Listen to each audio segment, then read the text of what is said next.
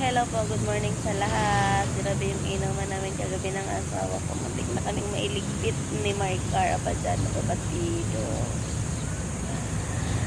Nagkakadala mo kami ng anak ko na mayroon pala, may nakita niya pala sa kayong security camera with audio na may paliko. Bigla na niya naparinig ko, parang buhay pa kayo, dami niyo ng alam. Tapos yun pala may paliko palang coach. Buto na lang nakita ko, tuwati kami agad. Yung asawa ko nandun pala sa harap. Tapos dun sa madilim, meron na siyang pinapatayo yun ng dalawang batang teenager. May bit-bit na bato. Siguro, pababagsak na siguro sa ulo ng asawa ko. Kung nagsasaan kami ng anak ko. Ito ang anak ko, yan. Say hi. Sabihin mo hi. Ay nako, kumudos na yan, naparinig lang. Wala yung binubuhay. Kasi nga marami na yung napapatay sa amin eh. Pamamagitan ng parinig. Nagpapaligpit siya ng tao, pamamagitan ng parinig. Pagkatapos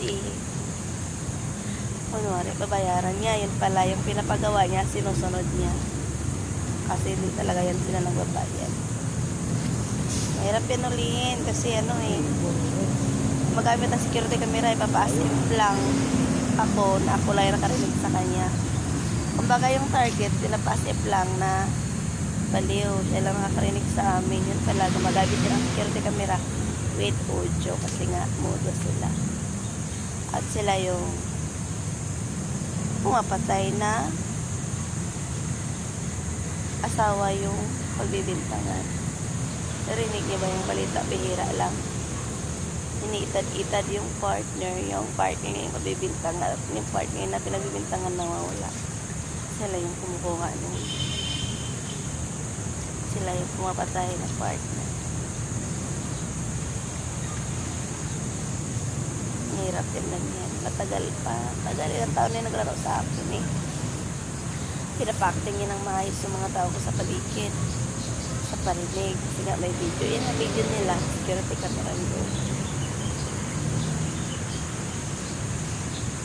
Ang cellphone ko.